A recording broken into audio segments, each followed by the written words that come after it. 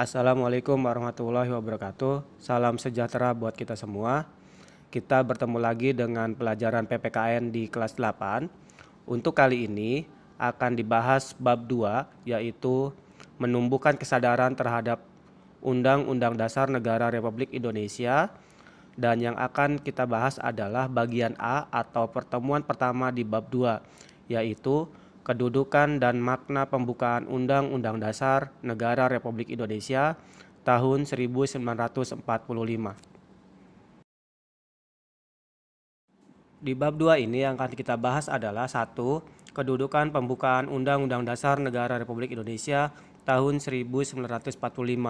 2. Hubungan pembukaan dan proklamasi kemerdekaan.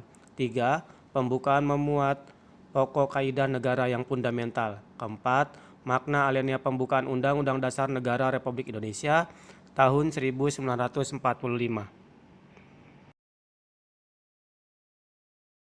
Oke, kita mulai saja. Untuk pembahasan pertama, kedudukan pembukaan Undang-Undang Dasar Negara Republik Indonesia tahun 1945. Yang pertama, Undang-Undang Dasar merupakan sebagian hukum dasar tertulis. Yang kedua adalah konvensi, artinya adalah hukum dasar yang tidak tertulis. Yang ketiga, Undang-Undang Dasar Negara Republik Indonesia tahun 1945 merupakan sumber hukum dari peraturan perundang-undangan. Dan yang keempat, Undang-Undang Dasar Negara Republik Indonesia tahun 1945 merupakan sumber hukum tertinggi dalam tata urutan peraturan perundang-undangan di Indonesia. Nah, maksudnya adalah dari semua itu, untuk keterangan yang A atau yang pertama tadi, sebagaimana yang kalian ketahui di kelas 7, hukum dasar itu ada yang tertulis dan ada yang tidak tertulis. Kalau yang tertulis yaitu adalah Undang-Undang Dasar. Sedangkan hukum dasar yang tidak tertulis yaitu adalah konvensi. Contohnya dari konvensi adalah keputusan MPR dalam sidang. Lalu untuk yang B, konvensi adalah kebiasaan-kebiasaan yang sering dilakukan dalam konteks ketatanegaraan. Dan yang D itu adalah di mana tata urutan perundang-undangan di Indonesia yang pertama adalah Undang-Undang Dasar Negara Republik Indonesia tahun 1945, sedangkan yang kedua ketetapan MPR, yang ketiga undang-undang, yang keempat peraturan pemerintah, dan peraturan pemerintah pengganti Undang-Undang Dasar atau disebut juga Perpu, dan yang kelima adalah Kepres. Ya, lalu yang paling terakhir adalah Perda. Selanjutnya adalah sistematika Undang-Undang Dasar Negara Republik Indonesia tahun 1945 sebelum dan sesudah amandemen.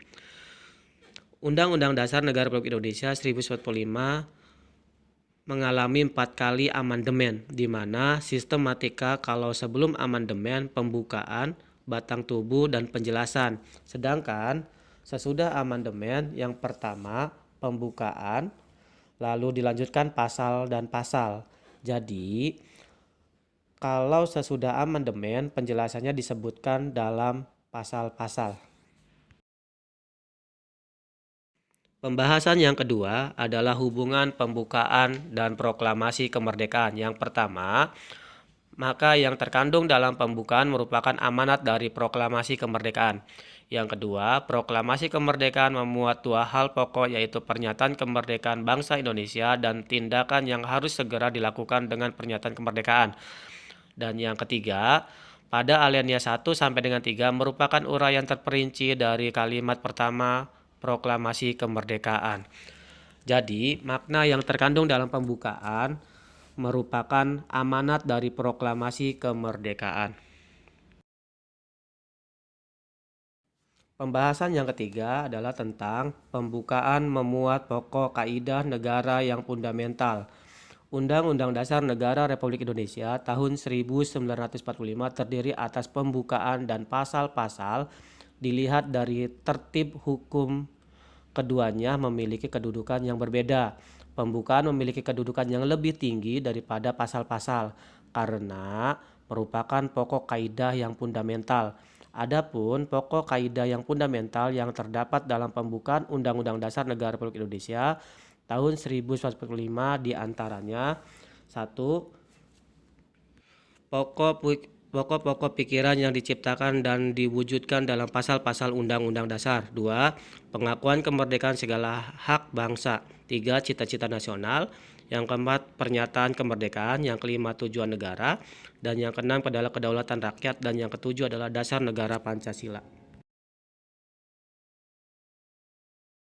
Pembahasan selanjutnya adalah makna alinea pembukaan Undang-Undang Dasar Negara Republik Indonesia tahun 1945.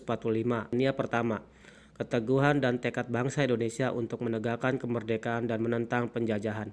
Alinea kedua, kebanggaan dan penghargaan atas perjuangan bangsa Indonesia selama merebut kemerdekaan. Alinea ketiga, kemerdekaan didorong oleh motivasi spiritual dan memuat motivasi real dan material. Dan alinea keempat adalah memuat prinsip-prinsip negara Indonesia. Penjelasan di alinea pertama adalah pernyataan ini tidak hanya tekad bangsa Indonesia untuk merdeka, tetapi juga berdiri paling depan untuk menghapus penjajahan di muka bumi ini. Alinea ini memuat objek bahwa penjajahan di atas dunia harus dihapuskan karena tidak sesuai dengan pri kemanusiaan dan pri keadilan. Lalu penjelasan di alinea kedua adalah ketetapan dan ketajaman penilaian bangsa Indonesia, yaitu alinea ini menunjukkan kebanggaan dan penghargaan atas perjuangan bangsa Indonesia. Dan yang ketiga, merupakan sikap dan keyakinan bangsa Indonesia terhadap Tuhan Yang Maha Esa. Dan yang alinea keempat diantaranya adalah tujuan negara yang akan dijadikan oleh pemerintah negara, ketentuan diadakannya Undang-Undang Dasar, dan juga ada bentuk negara yaitu bentuk republik yang berkedaulatan rakyat, dan yang terakhir dasar negara yaitu Pancasila. Oke, sekian untuk pelajaran hari ini. Semoga bermanfaat. Terima kasih. Wassalamualaikum warahmatullahi wabarakatuh.